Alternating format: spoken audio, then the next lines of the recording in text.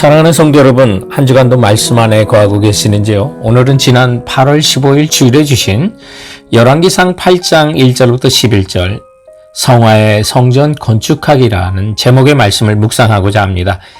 저희들이 읽은 그 본문에는 솔로몬이 이제 언약궤를 새 성전 지성소에 안치하는 성전 봉헌 예식이 등장하고 있습니다. 10절과 11절에 보면 이제 제사장이 성소에서 나올 때 구름이 여호와의 성전에 가득하였고 여호와의 영광이 여호와의 성전에 가득하였다고 말하고 있는데요. 이처럼 또한 하나님의 임재를 상징하는 성전의 그 성경에 나오는 변천의 역사를 살펴보면 먼저 출애굽에서 광야 이동용인 성막이 등장하고요. 그리고 이제 솔로몬의 성전, 스룹바벨의 성전, 헤롯 성전이 등장하게 되고요. 그리고 성전의 실체이신 예수님이 등장합니다. 그래서 구약의 성전은 예수 그리스도에 대한 그림자였다는 사실을 히브리서는 말씀해주고 있고요. 그래서 예수님께서 옛 성전이 감당했던 죄인과 하나님을 만나게 하는 역할을 예수님은 자신의 육체로 십자가에 죽으시고 3일 만에 부활하심으로 영원히 그리고 단번에 완성하셨던 것을 우리는 보게 됩니다. 그리고 네 번째로 성전인 그리스도인이 등장합니다. 예수 그리스도로 말미암아 사람이 하나님과 화목하고 하나님이신 성령님께서 그리스도 안에 내주하시게 될 때 고린도전서 3장 16절의 말씀처럼 우리 그리스도인들이 성전이 되는 것입니다. 이처럼 성전은 하나님께서 거하시고 함께 하시는 곳인데요. 그 증거의 충만한 모습이 오늘 본문에도 보면 11절에 여호와의 영광이 여호와의 전에 가득함이었더라고 말합니다. 여호와의 영광이 가득했다면 가득하지 않을 수도 있다는 말이 됩니다. 이가봇이라는 단어가 성경에 등장하는데요. 사무엘 시대 이가봇은 영광이 이스라엘에게서 떠났다는 뜻인데요. 엘리 대제사장과 그 아들 흠리와 비느하스 가정을 통해서 우리는 그 뜻이 무엇인지를 보게 됩니다. 교회나 성도에게 하나님의 영광이 떠나는 것 이상으로 불행한 것은 없습니다. 그러므로 오늘 본문을 통해서 우리 성도들 한 사람 한 사람이 하나님의 영광이 가득한 성화의 성전으로 지어져 갈 수 있도록 본문의 가르침을 찾아보고자 하는 것입니다. 성화의 성전 건축하기 첫 번째 배워야 될 의미는 언약궤를 메고 오르고 메어드림의 의미를 살펴보기 원해요. 오늘 성전을 봉헌하면서 하나님의 임재의 상징인 언약궤를 지성소에 안치하는데 계속해서 메고 올라간다, 메어드리다는 매다는 것이 강조하면서 1절과 3절, 4절, 6절에 반복해 강조하는데 이거는 민수기 규례대로 법궤는 레위인들이 메어야 했고 손을 대어 만질 수도 없었다는 것을 이제 순종하고 나가는데 사실 아버지 다윗이 블레셋인들에게서 빼앗겼던 법궤를 회수할 때 그걸 수레에 실었고요. 게다가 떨어지는 언약궤를 붙들었다가 우사가 하나님의 징계를 받아 죽기까지 했었어요. 그래서 여호와께서 우사를 충돌하심으로 다윗이 그것을 분하여 베레스 우사라고 칭할 정도로 아픔이 있었던 거예요. 이제는 그래서 하나님의 말씀과 충돌해서 살아남을서는 사람이 없다는 걸 알고 철저하게 말씀에 순종하는 거죠. 그러므로 여기에 언약궤를 메고 오르고 메어드리고 반복해서 나오는 그 진정한 의미는 실패의 과거에서 배우며 성숙해지라고 하는 뜻이 있는 거예요. 그래서 솔로몬이 과거 아버지 실패에서 배우고 이제 말씀대로 살아가고 있는 모습을 보여주는데 우리도요 하나님의 거룩한 성화의 성전으로 자라가기 위해서는 하나님의 말씀과 충돌했던 순종하지 않았던 과거를 통해서 배우고 반복하지 않아야 하는 거예요. 우리가 정말 하나님 말씀대로 살지 않으면 기쁨도 얼마 되지 않아 두려움으로 변해요. 우리는 지난 주일 8.15가 우리 조국 대한민국의 제76주년 광복절이었는데요. 광복은 했지만 기쁨이 얼마 되지 않아 분단의 비극으로 이어진 걸 기억하길 원해요.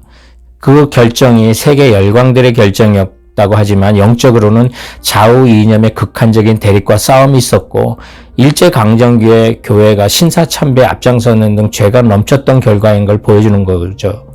그리고 오늘날 많은 경제 지표들이 한국이 일본을 앞서고 있다고 하는 믿겨지지 않는 축복을 주셨는데 돌아보면 광복도 하나님의 은혜고 대한민국이 잘 사는 것도 하나님의 은혜예요. 결코 교만해서는 안 됩니다. 나라도 그렇고 교회와 개인도 당연히 하나님의 영광이 떠났던 시절을 돌아보고 하나님 말씀과 충돌되지 않고 순종하는 거룩한 성전으로 지어져 가길 바랍니다. 성화의 성전 건축학의 두 번째 살펴볼 의미는 장막절의 성전 봉헌한 의미를 살펴보길 원해요. 2절에 보면 에다밈월 곧 일곱째 달 절기에 성전 봉헌식을 했거든요. 에다밈이라고 하는 것은 시내에 물이 흐른다는 뜻인데 이 7월이 건기가 끝나고 비가 내리기 시작하는 달이기 때문에 그렇게 불렀고요. 또 절기에 모였다고 하는데 이 절기가 장막절입니다. 그런데 열왕기상 6장 38절에 보면 성전 건축이 8월에 끝나요. 그런데 봉헌식은 7월에 했단 말이에요. 두 가지 가능성이 있어요.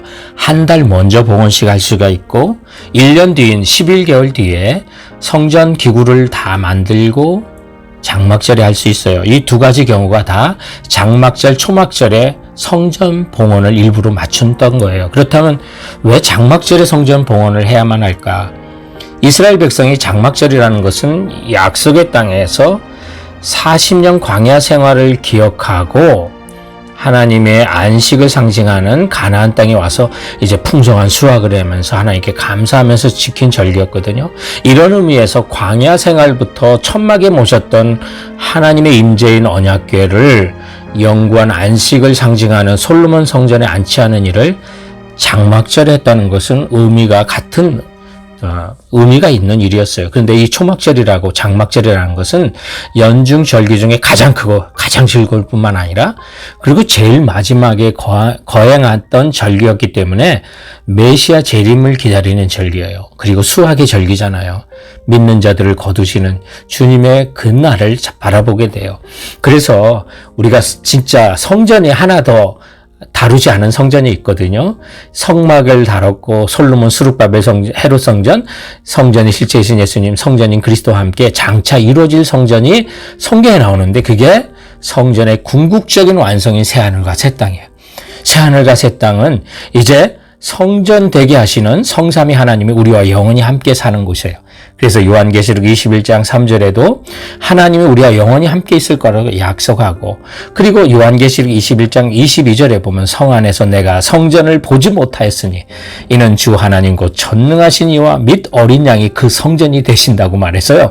이 장막절에 성전을 봉헌한 것은 이런 의미가 있어요. 과거 은혜를 감사하고 미래의 소망을 동시에 바라보게 하는 거예요. 그러므로 장막절의 성전 봉헌의 의미는 주의 은혜에 감사하며 미래의 소망에 견고할 것을 명령하고 있는 거예요. 여러분, 우리가 힘들어도 흔들릴 일이 많아도요.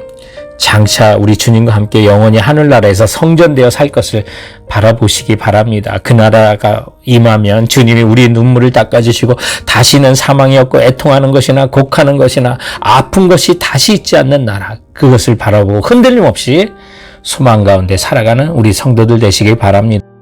성화의 성전 건축학의 마지막 세 번째로 의미를 살펴보는 것은 두 돌판뿐인 언약궤의 의미를 살펴보길 원해요.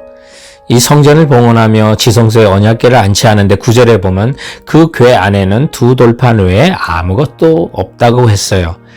하나님의 말씀의 대표적인 10계명이 담겨있는 이 둘판 외에는 아무것도 없었는데 히브리서 9장 4절에 의하면 이 언약궤 안에는 만나를 담은 금 항아리와 아론의 쌍난 지팡이도 있었다고 그랬는데 그게 없어졌어요. 언제 없어졌는지 잘 몰라요. 그런데 이 궤 안에 오직 두 돌판만 남아있어도 하나님의 영광이 가득했어요.